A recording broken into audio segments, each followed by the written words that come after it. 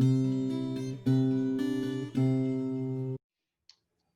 everybody to our last Be Better Club session of the year. Thanks so much for being here.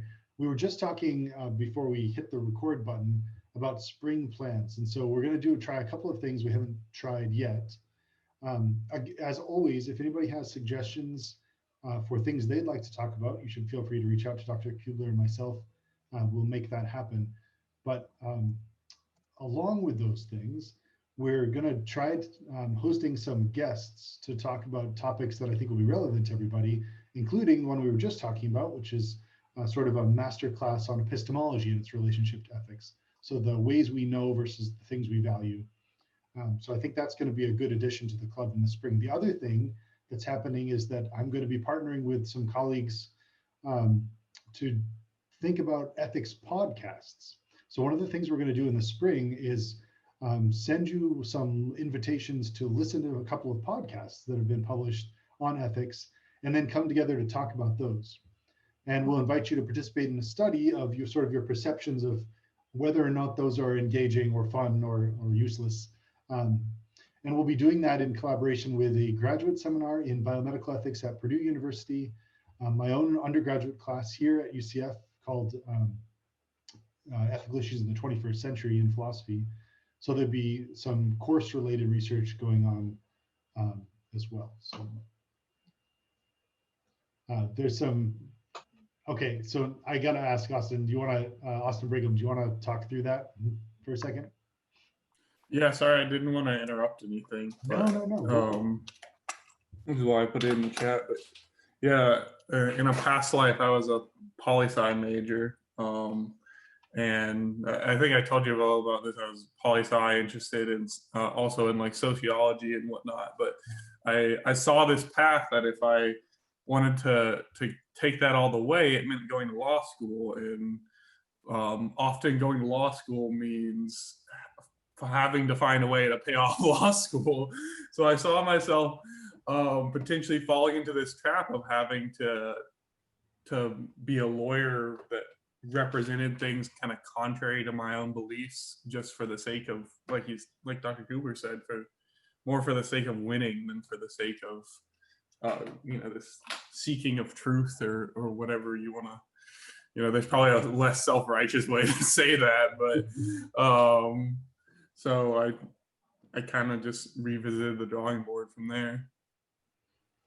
Yeah, it is interesting, the path and that relationship between sort of, I mean, law and philosophy they're so intimately related. They're both interested in the truth, but the structures for getting there are just, I mean, we've got an adversarial legal system set up, right? That we have to build a case for and against, and then let a panel adjudicate where the truth lies. And that puts lawyers, I think, in this really funky position of sometimes having a strong sense of the truth of the matter and having to argue the opposite. Not every lawyer is in that position, but this is true of defense and prosecution equally. So, yeah. Good afternoon, everybody. Can you hear me? Hi, Shanor. Yes, we can. Okay, so I just wanted to introduce myself. I'm hearing this conversation.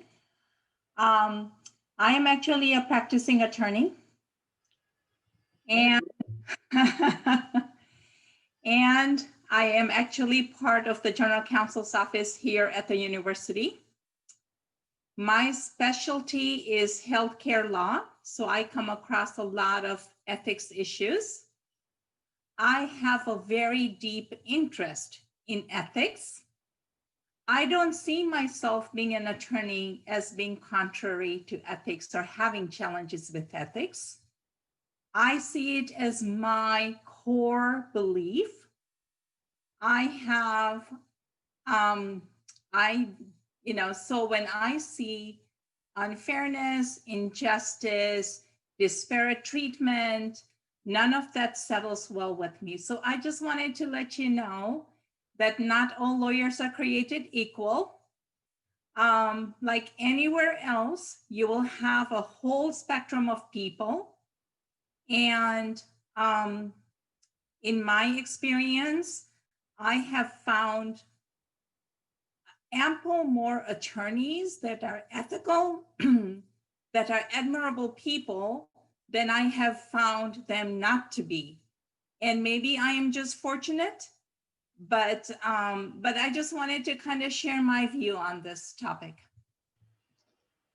Thank you. Yeah, that's really important. And I guess I should say the same thing about philosophers, right? It's not as though everybody seeking the truth does so for good reasons or to good ends, but most of us do, I think. And that's probably a really important point. Shanor, it's first of all, it's really great to have you. Thank you so much for being here. But secondly, I feel like I need to say in the pandemic here, I've developed this, and maybe Lakeland knows differently, having worked with me for a little while now, but I have this sort of pessimistic streak in me. Like, I don't trust myself or people very much. So it's really good to have an optimistic streak, I think, and to remind us that we're surrounded by fundamentally good people most of the time. And I think that's a really important thing to remember. So feel free to continue on the legal thing, but I wanted to introduce Jose Vazquez, who's going to lead our conversation today on a research ethics related topic that he'll define for us a little more. So Jose, I want to turn it over to you, please. Okay. I am sorry, Jonathan, but it's not going to be research ethics. It's meritocracy is on the topic of meritocracy. So, and I'd like to share my screen with you, if that's okay. Okay, because what I've done, I just started thinking about this not too long ago. So I felt like I don't know enough about this to put together a good PowerPoint presentation. So this is going to feel more. Did you see that? It's a Word document. You'll see that. Yeah, that's great. Okay. So this is going to, I don't know. I guess it's going to feel more like a book club meeting than a presentation by an expert. So because I'm not one by any means. But again, what's happened is that I've been interested in this whole topic of meritocracy for quite some time. And I recently came across a podcast, right, that this gentleman, Daniel Markovits, that he's a professor at Yale's law school. Okay, he wrote this book last year. It was published last year, and it's been pretty controversial from the beginning. It was published, and I guess part of the controversy is because of the kind of innate, counterintuitive idea behind it, where this whole he turns this concept of meritocracy, or he analyzes the concept of meritocracy and the results of what people refer to as the American meritocratic system. Okay, and you can see it right at the title, where it says that this meritocracy is America's foundational myth that feeds inequality, which is a big topic nowadays also. Okay. Then it dismantles the middle class, which again is pretty counterintuitive. You expect that in a true meritocratic system, folks that are members of the middle class should get at least the same opportunity as members of the elite, so to speak. Okay. But according to his argument, he argues that it also the negative, okay, effects of this type of system also affects even the elite. So nobody's spared. In this type of system, nobody's spared from being affected negatively, right? At the very beginning of the book, he gives this, and that's what that first bullet is. And again, my idea here was to kind of try to capture some of the main points of his arguments, and then give you exactly what he says. This is straight from the book. Okay, there might be a couple places where I interjected some of my own interpretation, but this is straight from the book. And by the way, I've been reading this book in conjunction with another book by Michael. Let me make sure I get it. Michael Sandel, who is a professor at Harvard. And Sandel, he teaches this very popular class that I think millions of people have watched online. And he describes himself as like a political philosopher, political philosophy type practitioner. Okay. So what I've been doing is that Sandel published a book. The title of his book is The Tyranny of Merit. Okay, and that was published. I think it was published this year. Okay, and they touch upon. And I see them very complementary because he talks. Kind of expands some of the ideas on the Markovitz book. So it's been fun to read them both. I'm about a quarter of the way on this book, on the Markovitz book, and maybe a fifth of the way on the other book, because I'm reading them both at the same time. Okay, so it's been fun doing that. But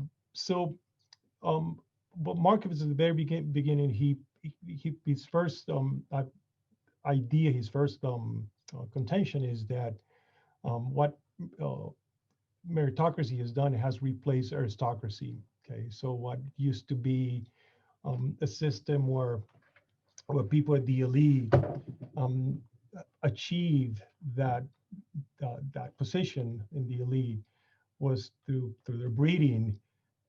Here in the meritocratic system is not through breeding, obviously, but it's based on this whole idea that is very intuitive, right? That is on the basis of your effort and your output and your ability that you're going to gain social and economic advantages. Okay, and he talks in the book. He talks about that in the 1960s to 1980s, 1990s. Okay, that's what indeed happened with the whole the social and economic impact with meritocracy. But then it took a turn the 80s, 90s, where it has become a kind of dynastic also type of system, or obviously not aristocratic, but a system where the elite, it's able to preserve that status by folks in the elite that have the resources, by providing the training and the education to their kids, to their children, so that the cycle continues. And again, the members of the elite, they have the resources to send their kids to the best schools, and then the cycles repeat itself. Okay. What this has done is that has placed the middle class through the years in a much diminished their prestige, not only their economic position or social position has been reduced and minimized. Okay. But the prestige of the middle class, okay, and belonging to the middle class, and even a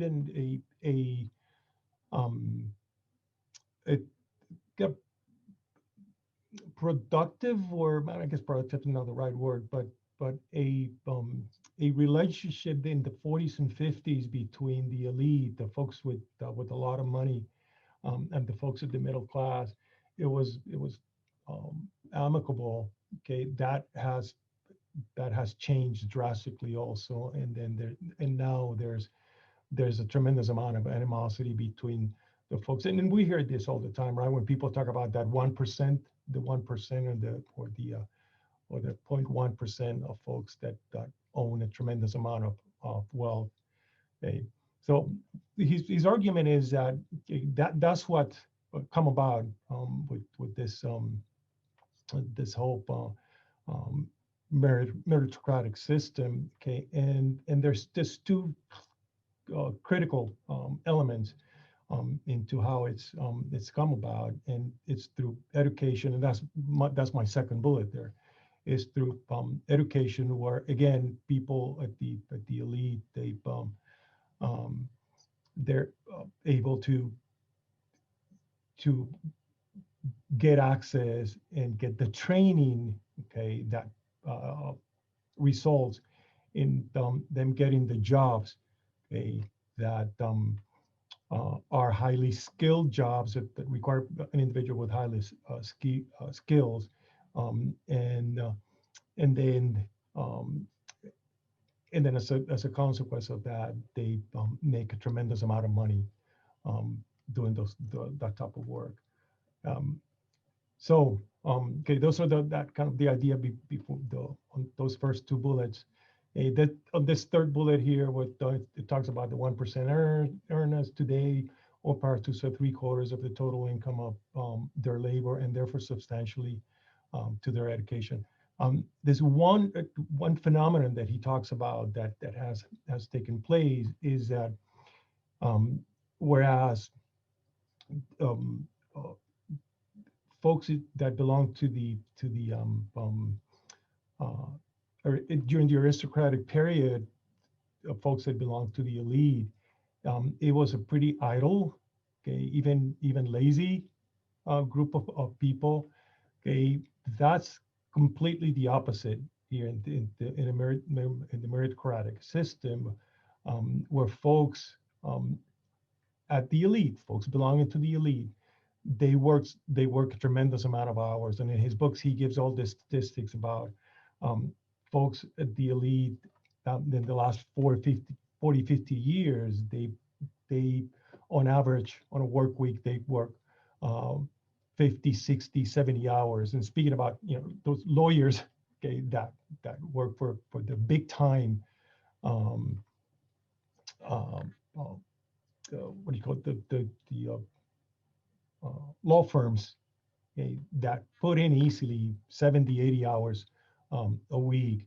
And those are hours, that's a phenomenon where hours have been added to the work week of the folks at the elite. While at the same time, okay, the middle class folks, lower middle class, and the poor, they're working less hours because not because they don't want to work, but because there's no work for them out there. The shift on the skill level, there's been a shift on the skill level required to perform a task that 50, 60 years ago were ready and available for pretty much anybody now. That has shifted also, and there's a requirement of a higher skill set. Okay. No, and I want to get so all this explains, or he presents his arguments where he tries to explain the inequality that we observe. Okay, but he goes further in that, and he throws in what the moral repercussions of all this are. And I really like this. This is the next to the last bullet here, where he talks about the meritocracy transforms inequality itself to reconstitute its moral character. Meritocratic inequality therefore arises without either deprivation or abuse, whereas aristocratic inequality was both wasteful and unjust. Meritocratic inequality declares itself once efficient and just. And not only that, he uses throughout the book, he uses this concept of the moral insult, okay, where what he argues happens is that the folks that have achieved success, the folks that belong to the elite, they see themselves, okay, they take this arrogant hubris attitude where they see themselves that morally superior, and that explains why they have achieved that level of success. Okay, but then the flip of that is that the folks that have not achieved that level or have not succeeded, okay, they are in that situation because they're, so to speak, morally inferior, and they haven't worked hard enough, or they haven't put the effort on it, or they don't have the ability to perform, okay, at the same level as those folks at the elite. So I want to stop right here and see if there's any thoughts, any questions. Okay.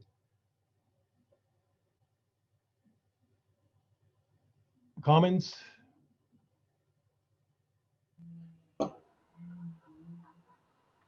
Sterling, go ahead. Yeah, I wished we had known Jose was going to talk about this, because I don't know much about this topic at all. But I have a really good Imprimus flyer. It's like 6 pages, and it deals more with China's meritocracy and how, other than economically, so basically anyone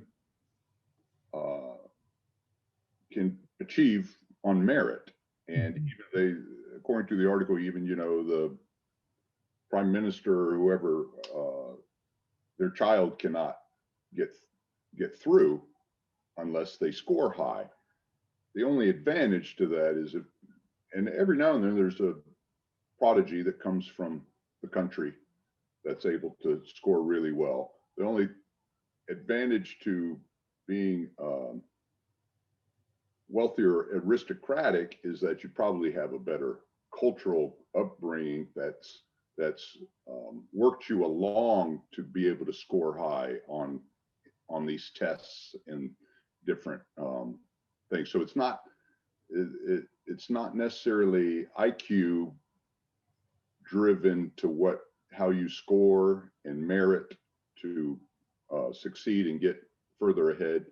But obviously, if you've got the training because your parents were aristocratic or something, you've got the training and the better schooling, then you're going to score better, and therefore, based on your merit score, you'll do better. But they were saying, just because you're an aristocrat or whatever, you can't buy your way into a university or a particular field. It's all based on merit, on true merit, and that word's always tricked me up, meritocracy. So yeah, it's open to everybody. Everybody could the sky's the limit for everybody. However, based on your test taking skills or whatever, your literacy, you might be brilliant, but you can't,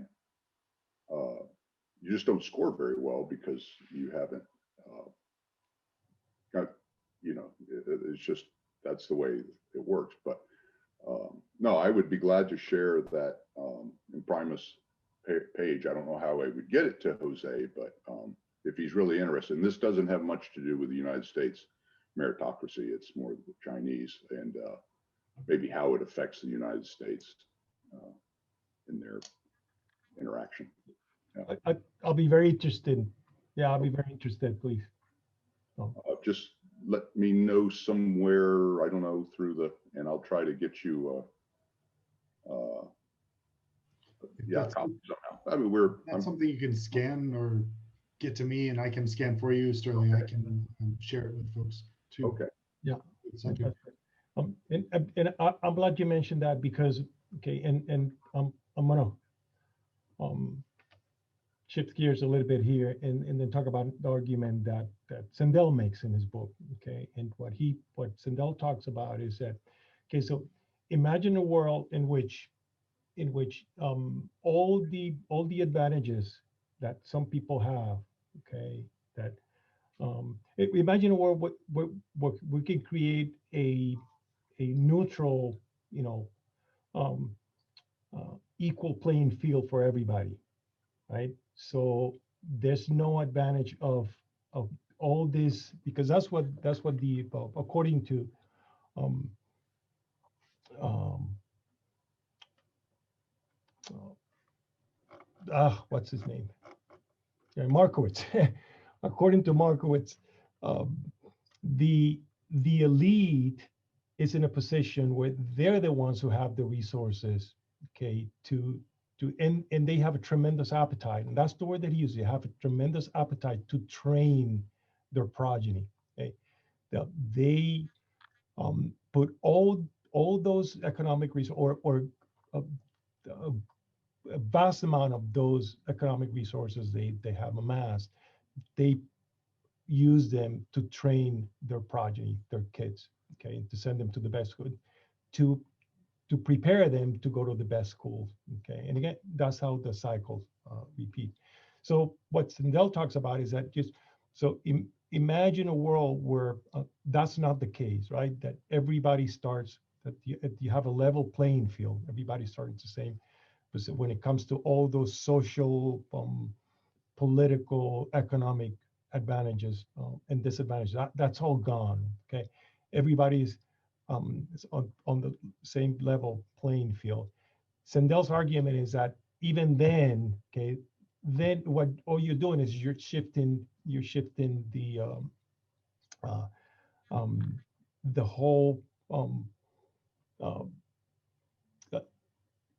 environment, the whole situation to genetics, because there's going to be people that have a genetic innate ability, okay, that is better than others. So what happens then when you have that level playing field is that, again, the advantage doesn't come from your parents having the resources to send you to Harvard, but you can, some folks are going to go to Harvard, others are not going to go because they have that innate, and maybe that's the IQ that you're talking about, Sterling.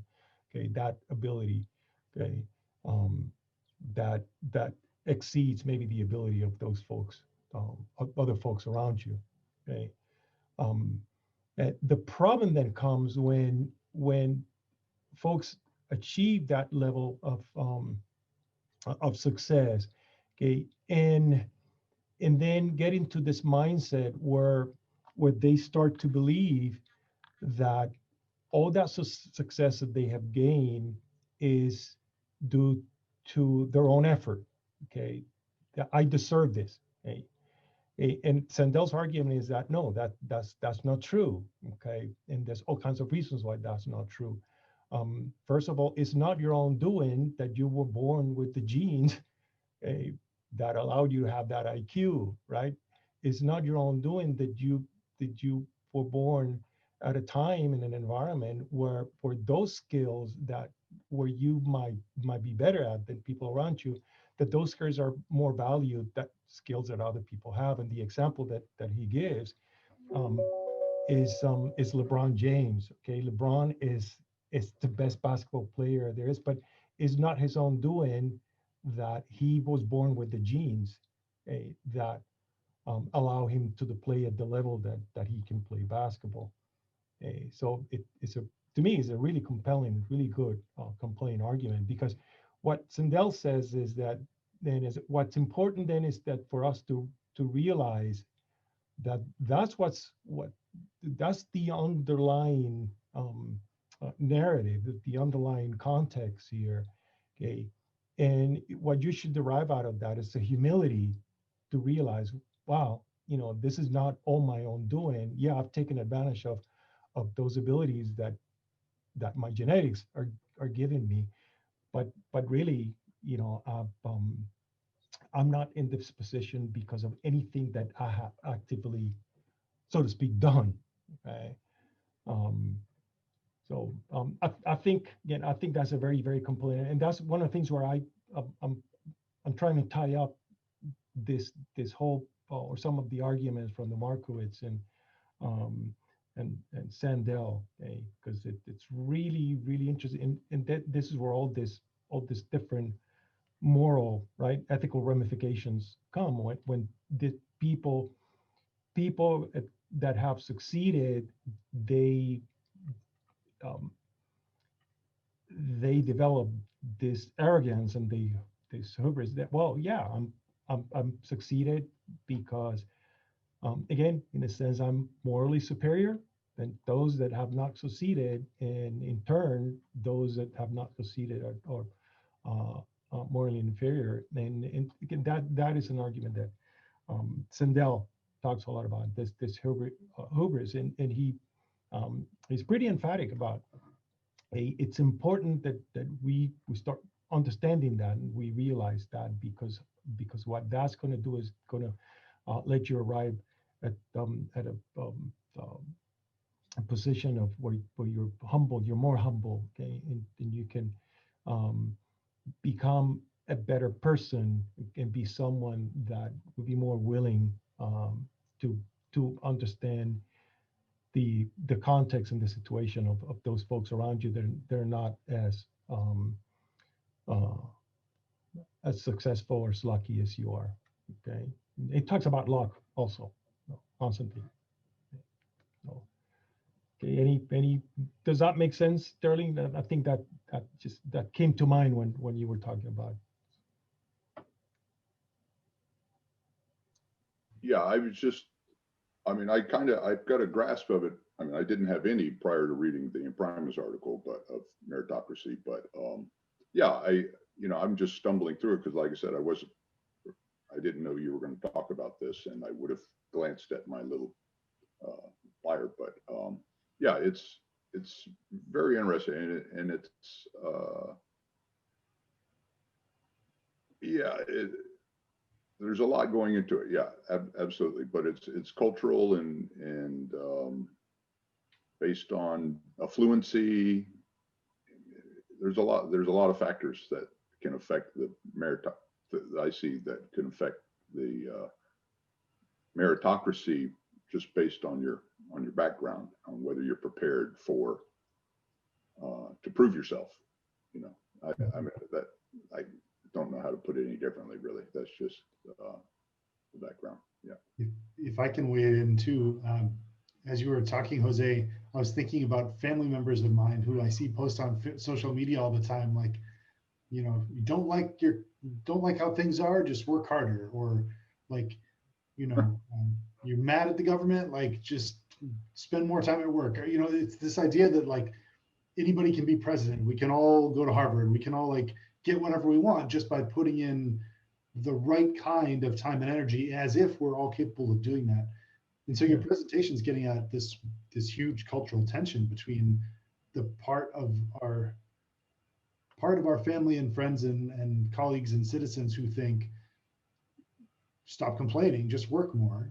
And the other half who think, no matter how much I work, the conditions are set against me, whether those are social or genetic, like you suggested I was thinking Michael Phelps with his arms, right? There are some people whose conditions, broadly defined, set them up for success in ways that are that don't set up other people. Yeah. And just to make the philosophy connection, I posted this in the chat too, but Michael Sandel's work is really excellent. He's very well known for his work on justice. He holds John Rawls's chair at Harvard. John Rawls is famous for his work, Theory of Justice. And you described what I saw as John Rawls's concept, the veil of ignorance. And so when Rawls is trying to get at what fairness looks like, he says, as you did, consider when you're trying to decide what's fair, put on the veil of ignorance. Like, imagine a world in which you're not you, like you don't know any of your conditions or your genetics or your income or any of those conditions. What would be fair under those circumstances? And once you can answer that question, then when you raise the veil, everybody has an equal shot. And that's the only way that can work. And so Rawls's approach to justice is just as you described. Like, it's an opposition to meritocracy. It's the idea that the brute idea that we just can't work our way to the top. It just doesn't work that way. Yeah, and it is, you think about it, it's just so unfair, to take this arrogant attitude where you see yourself as you have succeeded, then you see yourself as the the only reason why you have succeeded because of the person that you are, and it was all your effort when in reality that arrogance is and then that's taken further, and it puts those that have not succeeded in a position or are accused of not working hard enough, like you were saying, Dr. Beaver, not working hard enough, not putting the effort that is needed to succeed. When I'm going to venture to say the vast majority of people are trying hard pretty much every single day, and the fact that they don't achieve success, that's nothing to do whether they have the ability to succeed or whether they have put the effort into it. Yes, Sterling. Just want to throw out one other thing. Don't forget the Dunning-Kruger effect. Okay, and I think Dr. Beaver can. Yeah, I'm not familiar with that. Sorry. Oh, Dr. Beaver? This is all you, Sterling. This is not. Are you serious? No. Hey, I'm a philosopher. Dunning-Kruger are like maybe still alive. I don't study that. Okay, so look at any given Lakeland looks like she knows what I'm talking about, right? Lakeland would be a good person to Okay, so yeah, Lakeland, correct me if I'm wrong, but out of any three positions, say, let's start at Dr. Beaver, the administration above you, any three positions, two of the three don't know what they don't know, and they're overachievers, and they're not qualified. So basically 1/3 is qualified for those three chairs that are above Dr. Beaver. 2/3 of the problem is, of the population, 2/3 criticize their abilities so much they never step forward, yet they are the ones that are capable of these positions. Mm-hmm. So, and this just, Lakeland, help me now, this just follows along through administration or any position. Basically, I mean, unfortunately, actually, Dr. Beer, I think 2.5 years ago, I mentioned this as the reason I got into the ethics. One of the reasons I got into the ethics program was I'm condemned that every 3 administrators I run into, I immediately say, okay, one of you is really qualified. The other 2, I just have to listen to you because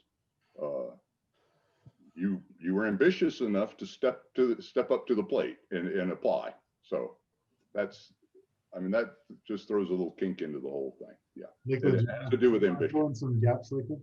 This seems like your research area or disciplinary area. This is kind of something that we talk about in communication because it has to do with a communicative concept of cognitive bias, right? So the Dunning-Kruger effect is essentially ignorance towards your own ignorance.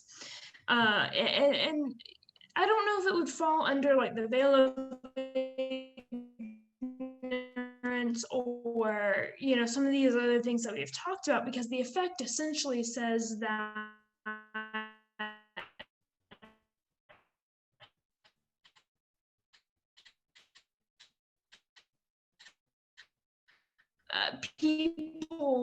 sometimes people are not aware of their lack of, in which people can achieve, you know, because they have the resources and the, you know, wherewithal to do so. You're actually pretty incompetent. You just don't know that you're incompetent, or, you know, but you have this cognitive bias that doesn't allow you to see that. And so there's a lot that kind of goes into that, but that's essentially what the Dunning-Kruger effect is. And so, you know, and I think it does, you know, it could possibly have a role here, right, in the meritocracy, especially for those people who may not always have the skill set that we would think of for holding a certain position or being where they're at in life. And then you take a step back and you're like, oh, you got there because you knew people, you know, it wasn't necessarily your skill set, you just knew the right people. And I think that that's what Sterling was kind of getting at.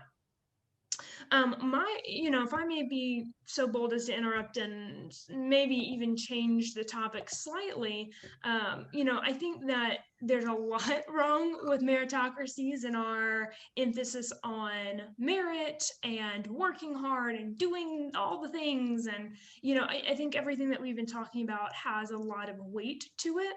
The only thing that I don't necessarily know that I agree with is this concept that meritocracy is the root of inequality.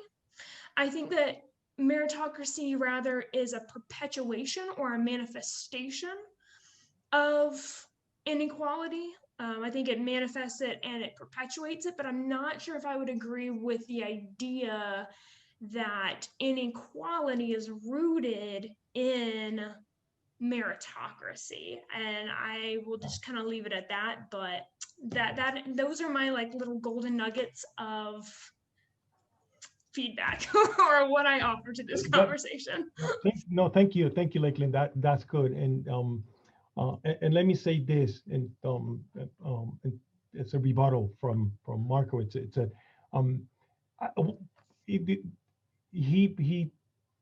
his argument is that meritocracy is the root of the inequality, in the inequality that we're experiencing right now at the present time, where you see this this 0.1% of the elite people just making this incredible amount of money, where there's other people at the end of the spectrum that are barely surviving, okay, or not, obviously not doing as well. I think he's talking about that type of inequality that has never occurred in human history, and that's one of the things that he talks about in that first chapter of the book. And it's just something that's unprecedented. Okay, and the whole idea of the knowing that seemed to be in epistemological, okay, consideration, right? And I think what's critical here with Sandel and Marco, is the ethical part of it, right? Is the fact that okay, it's unconscionable that those folks that are not part of the elite, that have not succeeded, okay, see themselves, okay, that they're unworthy, okay, of the success because they haven't tried hard enough, okay, or because they might not have the ability to do it. And I think that's the critical argument here. But I appreciate that epistemological perspective, right, on what people seem to be answering. But yeah, that's a good point, like, and the way that I read him is that yes, think about inequality that we're experiencing right now, and it's very, very different than what it's that you see in the history of humankind, and it's incredibly unfair to a lot of people. So Jose, that makes me think of a question. Oh, Dr. Kubler, go ahead. Yeah. Go ahead and ask your question first, Jonathan, and then I'll follow up. I was just thinking this idea of unfairness, and then I was thinking, oh wait, there's a group of 18 or so billionaires in the U.S. Mark Cuban, George Soros, Bill Gates, Abigail Disney among them, who all have been advocating for wealth tax now for a decade or more, right? Saying like, we get it, like we make too much money, we don't need this money, we should be taxed more than everybody else. And I wondered if you had any thoughts, or if you thought this through in the context of meritocracy. Is the argument they're making that that their wealth is not based on their work and it's based on something else and therefore they shouldn't have it? Or is it not so egalitarian?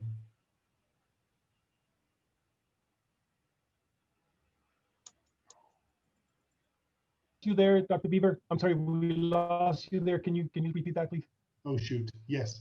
I wondered if the wealth tax that was being proposed was for egalitarian reasons or if it's somehow related to meritocracy. And I wondered if you'd thought about that.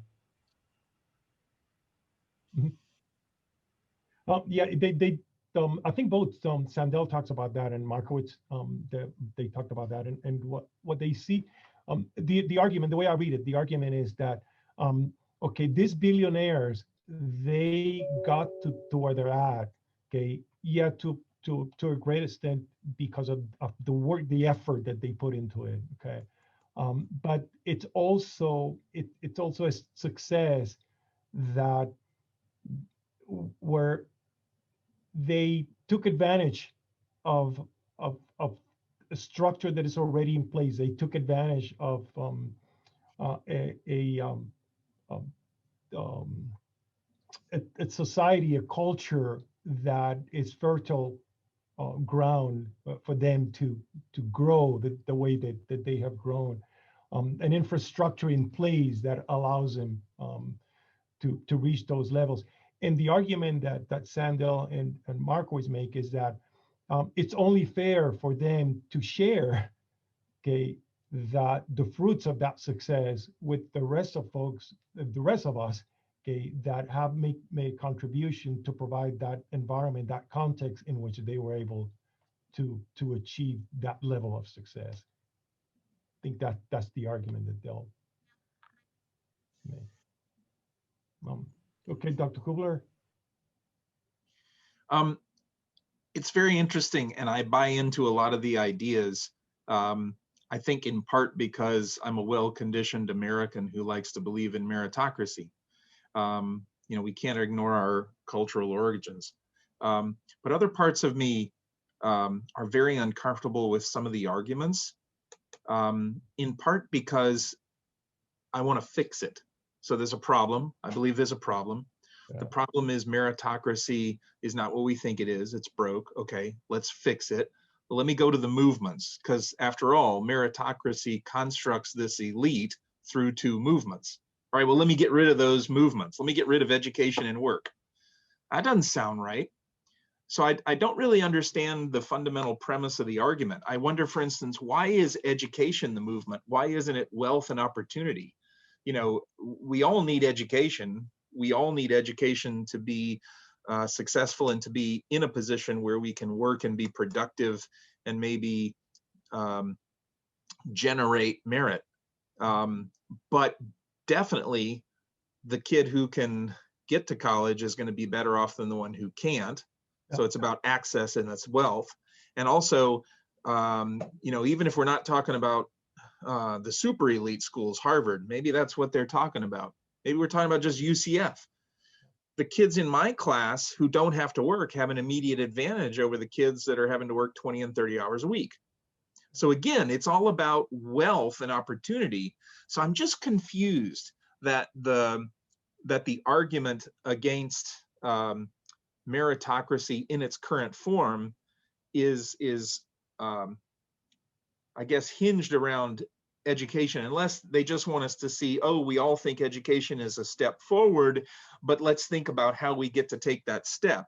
Seems like needs to back up and say, no, it's about wealth and opportunity, not education in and of itself. So that's where I'm confused. Maybe you can help align me better. That's a good point. That's a good question. And I think the argument is it's not that that's something intrinsically wrong with education. The argument is that the elite that has sprung about as a result of a meritocratic system that we have in place, they have used education as a tool to perpetuate that elite, and by in doing so, they have created this tremendous inequality that we see in our society.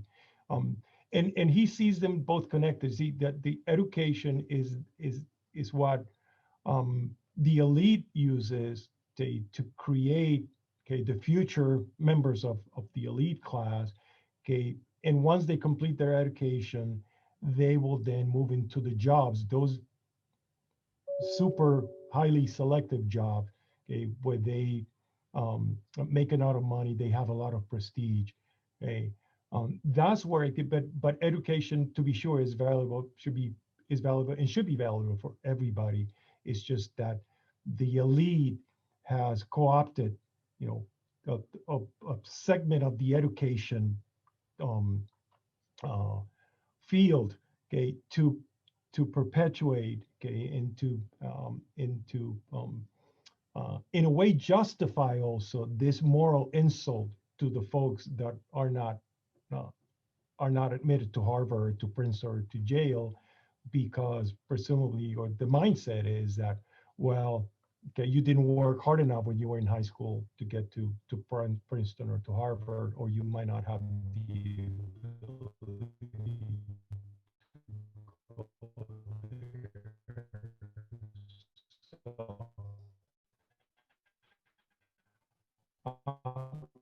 I don't know if that makes any sense, but I think that's what he'll say. I think that's what Markovitz will say.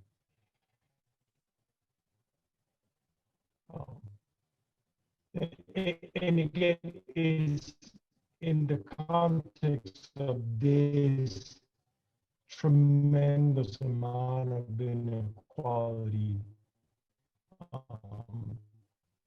that we see in our society nowadays. Again, Dr. Kula, I don't know if that makes sense.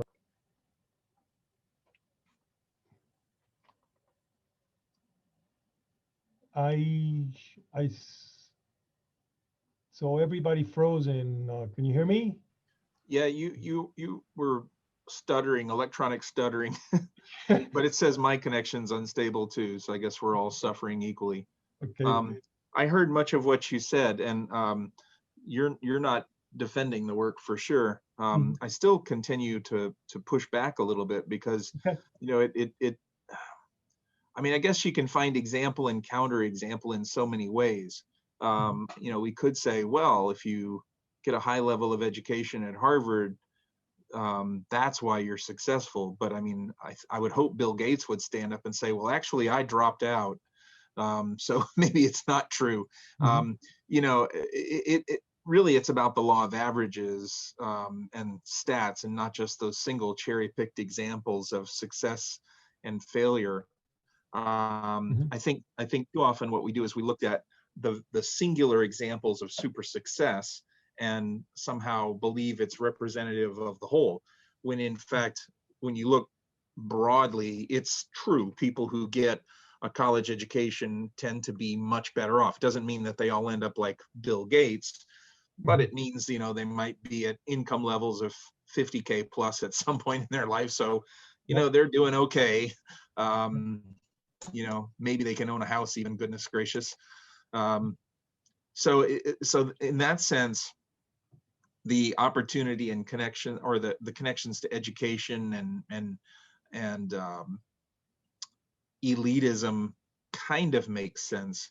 I just wonder about even the label of elite and elitism, and the connection singularly to education. It seems so misplaced.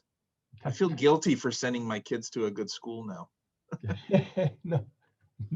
No. One of the conversations we were having in the chat is just about, you know, what that elite education represents, and it represents wealth, and it represents connection, and I think those are the things. You know, it's not the education per se. It's not what you learn at the elite institutions. It's who has been there, who goes there, what opportunities they currently have, the access you have to those people, the ways in which your time and energies are freed up because of that access. And that just opens a floodgate. So it's about resources in the end, whether that's human resources or financial resources. Right. And obviously the folks at the elite, they'll have infinite resources as opposed to those that are not. So. Right. Yeah. Very much. Right. Yeah. Okay. There's one more thing because I think we're getting close to 4 o'clock. But there's one thing, and what I'll do is that I'll go back to the title. That the last phrase there on the subtitle, devours the elite. That's a really interesting and again tremendously counterintuitive idea, because his argument is that folks at the elite, they're just killing themselves, okay, working 60, 70, 80 hours, 90 hours a week. Okay, I think Zendel uses it, an example, and I don't know if this was something I read in his book or on the podcast. But they talked about okay, what's the guy at Facebook? Zuckerberg. Okay, that the guy is worth what, $100 billion and probably works 60, 70 hours a week. Also, the guy is chances are is a workaholic. Also, so the elite in this system, in this context, Markowitz will argue, okay, it's not spare some negative consequences of being there. And these are folks that are constantly, you hear stories all the time about people that said, I'm quitting the rat race and I'm going to go and do something that I love to do, okay, because they are tired of the 60, 70, 80 hour work weeks and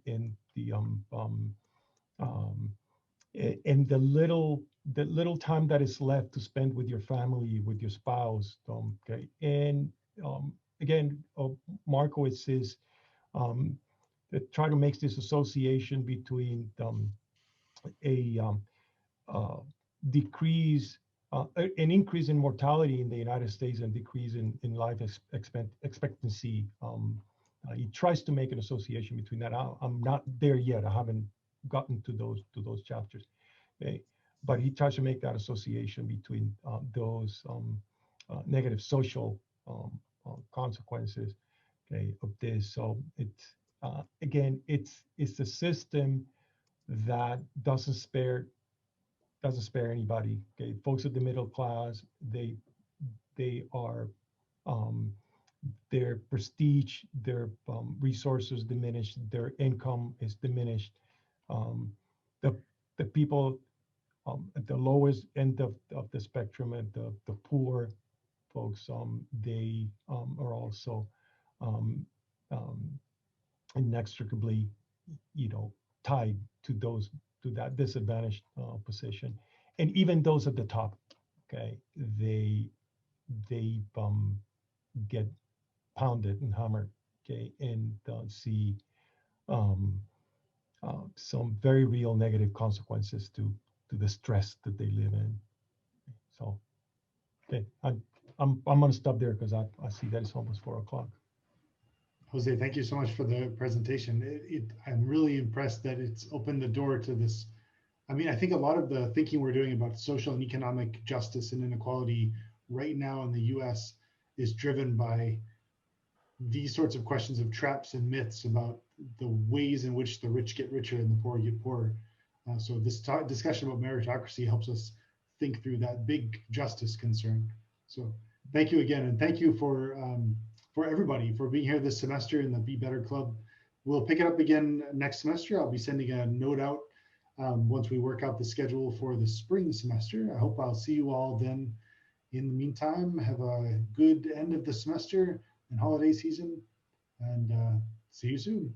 Thanks. Yeah. Happy holidays. Bye, everyone. Thank you. Bye-bye.